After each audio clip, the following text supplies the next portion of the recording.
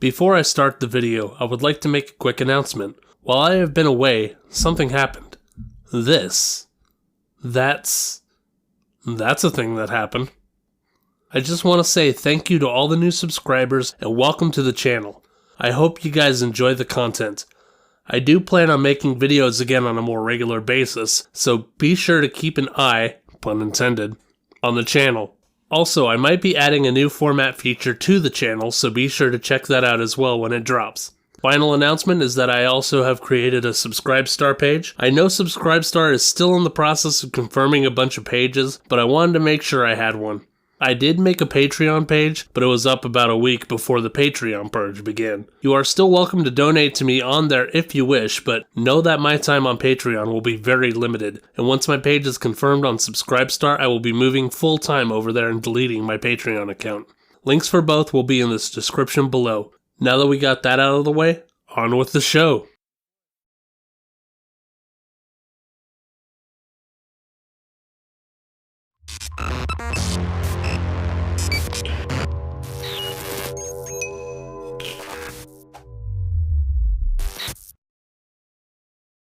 Hello everyone, and welcome back to An Eye for Capitalism. I was originally planning to make this video centered around the Kavanaugh controversy when that dropped, but then life caught up with me. I put this on the back burner since I knew there would be another event to center this around. Sure enough, a pearl dropped into our laps.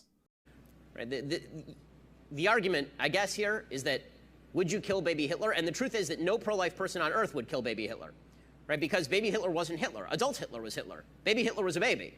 Right? What you presumably want to do with baby Hitler was take baby Hitler out of baby Hitler's house and move baby Hitler into a better house where he would not grow up to be Hitler, right?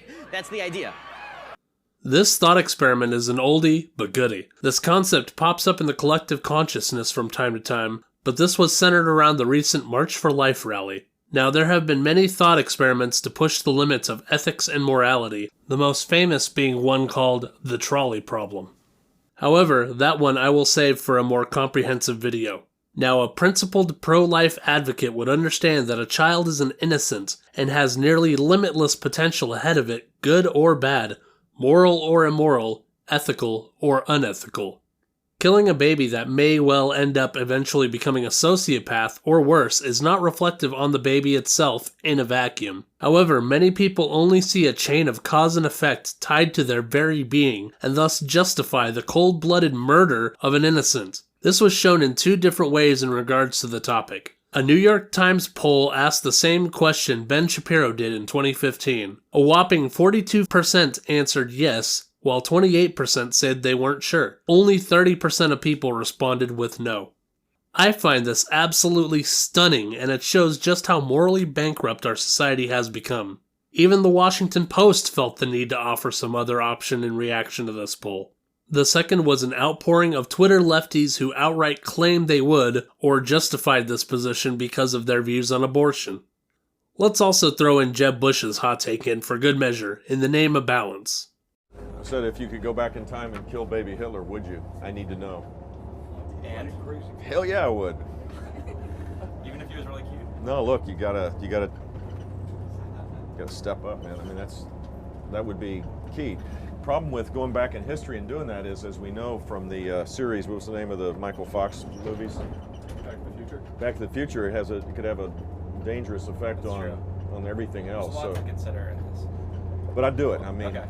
I will admit, I used to be pro-choice myself, until the facts were presented to me and I realized I couldn't be consistent with my principles and be pro-choice on the subject of abortion. I'll provide links in the description below to a very concise 4-part video done by my 2 cents on the subject of the ethics of abortion. All these people, while also being morally despicable, I would also consider highly authoritarian. A good way to put this into perspective is a very foundational principle of common law and due process called Blackstone's formulation, or Blackstone's ratio.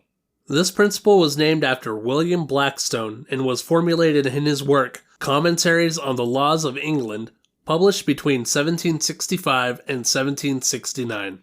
While this idea has been around before Blackstone, Blackstone's influence on law cannot be understated due to having the simplest and most influential iteration of the concept.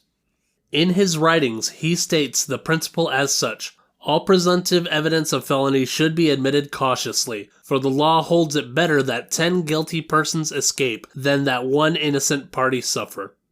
This principle was integrated into American common law by the Founding Fathers and has been a maxim of common law since. Benjamin Franklin took this principle even further, stating that it is better 100 guilty persons should escape than that one innocent person should suffer. This is a cornerstone of classical liberal thought and one that is fully consistent with the principles of libertarianism as well. Authoritarians, however, hold the opposite principle, that it is better to have 10 innocent men suffer than one guilty man escape. This viewpoint has been echoed by authoritarians such as Otto von Bismarck and Pol Pot, and works as a litmus test for determining more authoritarian-leaning individuals. You can even see this in action today through things such as the hashtag #MeToo witch hunts, the Title IX college tribunals, and the feminist transformation of the family court system.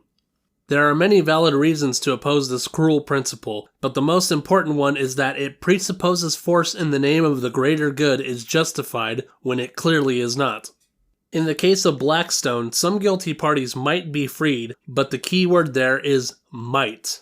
There is no guaranteed way to determine whether or not a guilty party is actually guilty in this instance, so initiating force on this individual in the name of justice is not justified at all. Whereas in Bismarck's case, the initiation of force is very clearly unjustified, and yet this individual will be sacrificed anyways for a greater good that does not exist.